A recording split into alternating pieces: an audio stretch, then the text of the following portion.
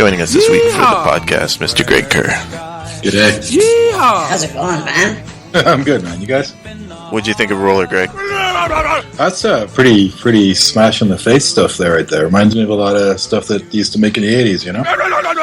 But yeah, Greg, how you doing, buddy? I'm great, man. All right, what are you up to?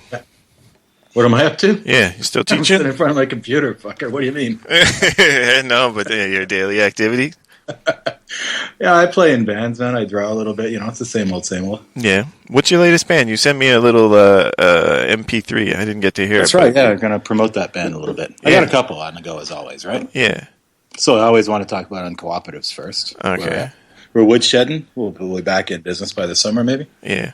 What's the lineup right now? You and Yarrick? Yeah, bring me and Yarrick and Chris Jaguar. That's it, pretty much. All right, so you're a three-piece. What's power trio? What's going on here? Oh, we got a singer. It's just, it's we're woodshedding. It's taking a while. When are you going to fucking grow a set of balls and start singing, Greg?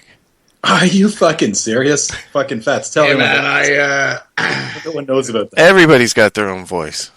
Not me, sir. Ryan, you know what? Now that I think about it, I think maybe you should get yourself a microphone. Fuck. You know? Could you give us a little rendition of something right now from the Uncooperatives, Greg? Acapella. I'll do that. I'll sing a "Carry On in My Wayward Son" song. I love that one. Yeah, exactly. All right. So, what else you got going on besides Uncooperatives? There's also we're Woodshed Uncooperatives, and then there's also Lindbergh Babies. Mm-hmm. That's a pretty proactive band, so that's a good one to talk about. All right. Just local shows, touring, nothing. No, we're branching out. We're going to spend the winter and the spring and not concentrating on Ottawa, but maybe a little bit of Montreal, Toronto instead. Mm-hmm. Next show's in Montreal, so we're pretty excited about that. All right, but what genre of music would it fall into? It's pretty much straight up punk rock. Yeah. Like it's catchy, Yeah. but not in a way that you'd say like pop punk. You know, it's nothing like that. You're not going to get a skateboard out and be all Blink whatever the fuck to it. Uh-huh. It's just catchy stuff. Where it's female fronted. Yeah, I was going to ask you that. You got a girl singer? And we all know Tara. We know Tara the singer. So I don't know Tara the singer. You know, Tara was going out with Chris Lee when we were all a band together. Oh, get out of town! She's the singer in the band. That's right. Get the fuck out of here! That's cool, dude. Got a guitar and she writes the songs. And all right. Tells us what to do. It's pretty fucking awesome. All right, cool. It's pretty funny right now when Dan approached me about putting this whole rockandrolljunkie.com thing together. He says, "You know what, man? You know when you don't want to be in a fucking band anymore." And you just want to, but you still want to have that kind of fucking outlet and fun, but you hate being in a fucking band and you don't want to be in a band ever again. You know, no, it's true. Like, you get to a certain point where it's like you're done being in a band, right? It's just fucking, it is what it is, right? And then you think, fucking, here we are, the fucking three of us, fucking back again, fucking little Phantom Shifters fucking reunion here on the show today. More or less, eh? Yeah, sounds pretty gay. Anyways, let's. You know, I got a question. I got a question for you, Greg. Listening to the guitar tones and what these guys do, right? Is there a specific gear setup that you need to get that sort of like that? Because I've heard you play it like that. It just has that distinctive metal sort of like what pedal setup are you using? You know, what gear setup are you using these days? When I play like the solos and shit like that? Well, not even that. Like just that big fucking ugly like total metal crunch. You know. Well, you need a high gain amplifier like my Boogie, right? Yeah. Something with what is that exactly? Like a rectifier or a Mark IV or Mark V like mine. Yeah. So you just get something with a really hot preamp. And it's your rhythm sounds like when you're playing in the chorus and crap is just the amp turned up as loud as it can go, right? Well, not as loud as it can go, but just pushing a lot of air using the preamp, right? Like as hot as it can go. And you gotta have that scoop, right? That scoop that Metallica invented, where you got a V in the V shape in the EQ, so the bass is pumped, the mids are right out and scooped right out. Because the bass is going to take care of the mids, so the guitar is covering the bass as much as it can do. The bass is covering the mids, the guitar is scooped right out of the mids, and then the guitar comes back up into treble. You use that V scoop. That was your that sound we're hearing here. Yeah, that's funny. You hear that on Bill Burr's podcast all the time. His fucking dog He goes shaking on about the the shit. He's a drummer, though. Is that what he goes on about? Though he doesn't know much about that kind of shit. No. His dog in the background shaking the fucking collar. Oh, I heard you fucking. He's eating a soccer ball right now. He just destroyed a soccer ball. That's funny. I have a Rottweiler too, but she's half Rottweiler. Awesome. Yeah, we got to share pictures of Rottweilers. I want to see what your dog looks like. Oh, she's a fucking good little girl. But what do you think these guys are playing there, fucking Mr. Kerr? What's their era? Yeah, 98. This came out in 97, so. Those are Marshalls, man. Think they're Marshalls? It's here. I think they're JTM 800s. Yeah, I think they got the good old Texas Marshall sound. Yeah. Ampeg and PV amplification. Is that what they're using? Yep. What do you think they're using speaker-wise? See, they're using Ampegs for the bass, and they're using PVs for the fucking guitars. Come No, on, but you know what? No, it's probably the they're other using way. the 5150s. That makes sense. They're using the Van Halen ones. Yeah. Or they're using the Van Halen ones Ampeg. come with that scoop that I was talking about built into them. Yeah. Or they're using the Ampeg and the fucking bass players are using the PV. And Yeah, then they're that using... That doesn't make any sense. Why not? Fucking, yeah, for that low-end sound. Ampeg's a fucking bass amp. Yeah, it doesn't matter. Fucking, you can use an Ampeg head for your guitar. It just makes it sound a lot bassier.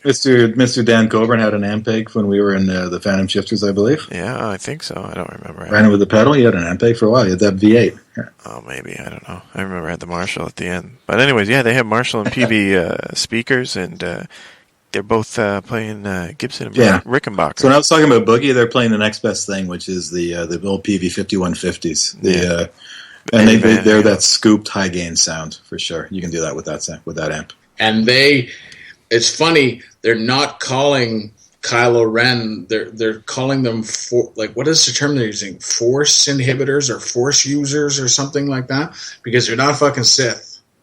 You know? Like, none of this has to do with the fucking... But at the same time, it could be a fucking lie, because Sith are fucking liars. They are liars. But maybe the whole... Maybe they got to relearn the dark side of this Force, because the Sith died with Vader. And Max von Sydow's in the movie, and we have no idea who the fuck he is and what he does. We don't know anything about anything, man. We just know there's a robot that fucking has R2-D2's head, and he's got like a ball for a body. That's all we really know about the movie. That's 5 minutes of my life I'm never going to get back again. You two are fucking geeks.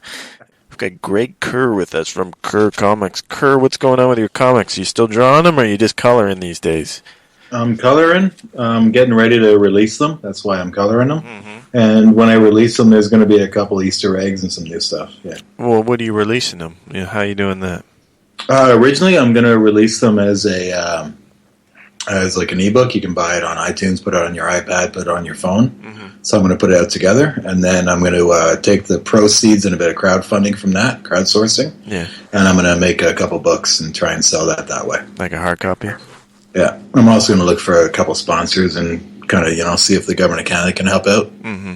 Mm-hmm. Maybe get some pieces of paper in people's hands. What are you going to It's going to be a while. It's a bit of a project. Yeah. Are you going to draw new ones, or are you just holding... There's going to be a few new ones. It's kind of hard. I don't have a lot of desire to draw new ones. Yeah. But, there's almost 200 of the old ones. Mm-hmm. So I got to get them out there. I got to make sure they're in the archive for people to have if they want them. Yeah, for sure. And you're doing are you still doing the comic on Saturdays? What happened there? It's been a little while. I've been taking a little bit of a break. What are you taking a break from? A lot to, what are you taking a break from there, you fucking Irish homo?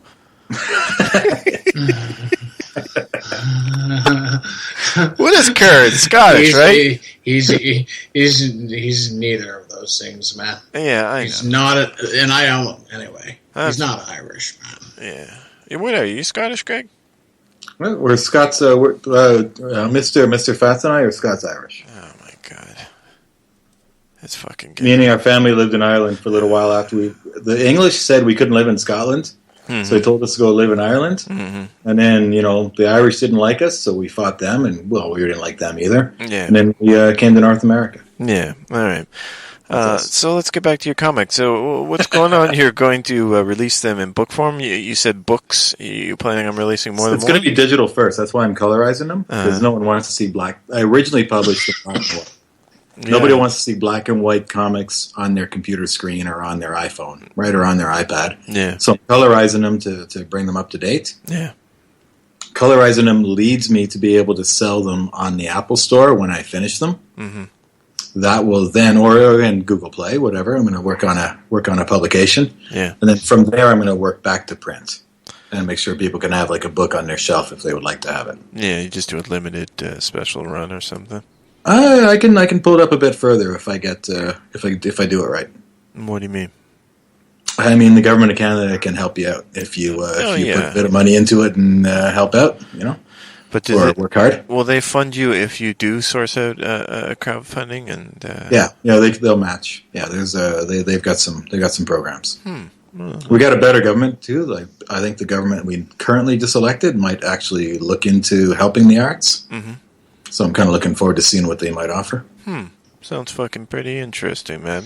Is this near the end of the record? Yeah, this is the. Did it go 2 songs there, or was that just 1 song? It was just 1 song. Oh, was it? I had to piss so bad. I filled up a Pringles container full of piss. You think that'll leak?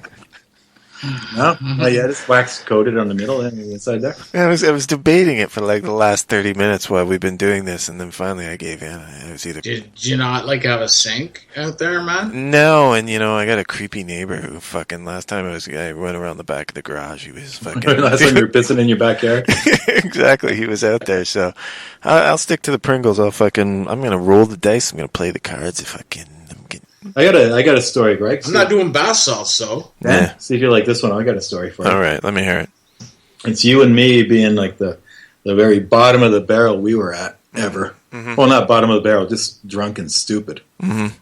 So it wasn't a fight. I'd rather tell like a non-fight story because Fats just did a fight story. We've got a million of those. They're not a big deal. All right. I just want to share a we got drunk and stupid story. Mm-hmm. Do you remember this one? We were playing the El Macambo in Toronto there. Mm-hmm. It was one of the 4 times we played there. Yeah. Had a good night. Fats fucked off to like his friends in the suburbs. We don't know what happened to Chris Lee. Me and you, we were stuck together and like we were going to hang out and have a bit of adventure as we always did in Toronto. Uh-huh. And someone had been dropping around like flyers, like go to this booze can, like after hours bar. Yeah. Right, and it was called the Paint Can. You remember that one? Yeah, I remember that. Remember when we got in a cab and said, take us to the paint cab, and the cabbie said, fuck off? Yeah. And we kept telling him, hey, you're the cab driver. You do what we say. Take us to this place here, the paint can. Uh-huh. And the guy kept refusing. He kept saying, no. We're like, you son of a bitch. We hate your guts. Oh, you're the worst cab driver in the world. You won't take people where you want us to go. What kind of cab driver is that? What kind of city is this? Mm-hmm. So we demanded the guy took us across the street. We paid him like $3 for the ride across the street. We only went across the intersection because the bar was right behind us. He fucking told us to turn around, and the bar was literally right behind the cab across the street. We went into the donut shop because we just wanted him to take us somewhere because he was refusing to take us anywhere. We went across the street in the cab. We got out. We paid the cab. We went into the donut shop and got like a donut each. We walked out and realized the place that we were trying to go was exactly across the street, like where the cab was. Yeah, I probably paid him like $7 or $8 just to take us across the street. But why didn't he just be clear and say, hey, we're actually at the bar you're trying to say, pal? You never probably was, dude. And you were just fucking shit-faced and showing your bum as fucking usual. I don't know. I don't remember. I don't remember what show that was. I remember the thing, though. Because it was the night we slept in the van and they did the fucking cocaine dealer. I think that was a different night. That was the barrage explosion with Unbanned and shit. No. That was the night with those girls. I was in Hamilton, dude. No. That different girls. You fucking idiot. The girl. We played with that like salty fish band or whatever they were. Oh yeah, Black Cat. Sticky Rice. Sticky rice. Yeah. The Kicks. They did more kicks than they could do anything else. No, yeah. Barrage Explosion it was called. It was Gaza Strip. It's when we were in. We played like a couple shows with Gaza strippers. That was the night I'm thinking of. I don't remember, dude. That was too long ago. My brain's fucking shot. All I know is fucking.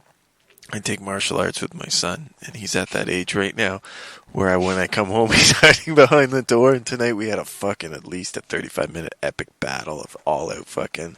Kung fu, wrestling, throwing each other around, and fucking. He's hiding behind the door like Inspector Clouseau, and what was his? Yeah, the little fucking Asian guy would attack him every day. Right, yeah. You would hide him in a closet and then come out and attack him. That's what you guys are doing around the house these days? Yep, exactly the same awesome. thing. Yeah. Hey, Kerr, you going to go to the Parliament Hill when President Donald Trump comes to meet Prime Minister fucking Trudeau?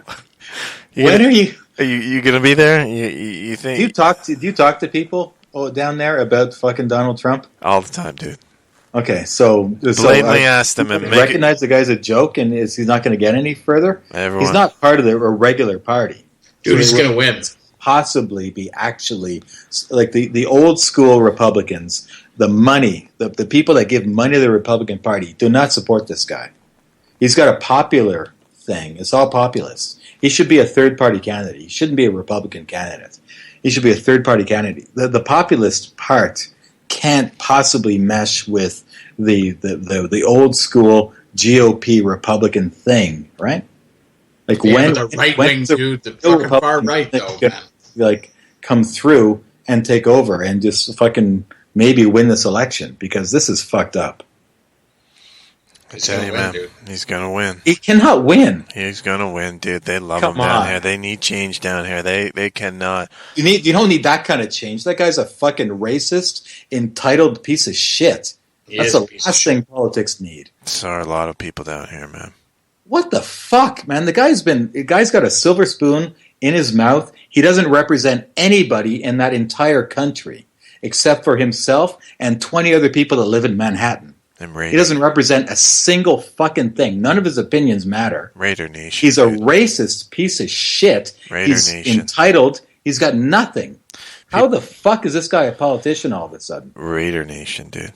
Come on, this is bullshit. You guys gotta fucking not have this. Dude. You've had a little bit of progressiveness under the Obama years. You got a bit of healthcare going on. You got a black guy. You got a lot of things going on down there. Come on, you got a woman who's going to win. Like she can win the whole thing. Raider Nation, dude.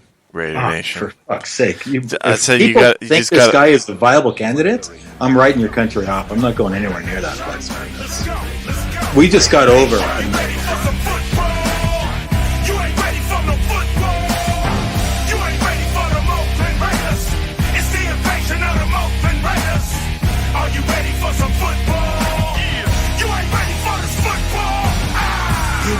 Baby, just win, baby. Feel the storm of the cold autumn wind, baby. It's the Oakland Raiders. Get your mouthpiece. Are you ready for Raider Nation? That's who Donald Trump represents, my friend. That's what you're up against. You don't quite understand until you live down here a little bit, but there's a documentary, right, about the Raiders and about That's what you're up against, dude. The 80s. It's what you're up against. NFL When football. they were still in LA. Yeah, Donald Trump, NFL football, fucking Raider Nation. Yeah, baby, let's fucking get out there and vote and fucking. Yeah, all he needs is like 10% of that bullshit for him to get in there, dude. And you're going to be fucking guys, right? Down there on fucking. They're the outlaw in the NFL. Laurier Avenue with your fucking Laura Secord's fucking sucker. Yeah, standing you haven't been to Ottawa for a while. It's fine. Standing out front of the fucking Laurier Parliament. Avenue. The fucking street of Laura Secord. Yeah. Yeah, man. There's no more Laura Secord, man. She fucking. What are you talking about? He's right beside Marks and Spencer's, you motherfucker. It's not there anymore, man. Fucking around. All right, that's what you're all getting looking forward to. All right, you little fuckers, we got to wrap this up. An hour and a half is long enough for fucking anybody out there. Any parting words there, Kerr? Anything you want to fucking plug? Yeah, I did it all. Yeah, right. Can I say a show? Lindbergh Babies, Friday, December 4th at Fatale in Montreal. Fatale in Montreal, Lindbergh Babies. When is that there, Mr. Kerr? I just said Friday, December 4th. Fatale, Montreal. All right, Fatale in Montreal. Friday, December 4th. Lindbergh Babies. Do you know who you're playing with? Four Stroke. Oh, another local Ottawa band. A little local band. You got it. All right, heading up the 401 there, right? Is that how you get to Montreal? 401?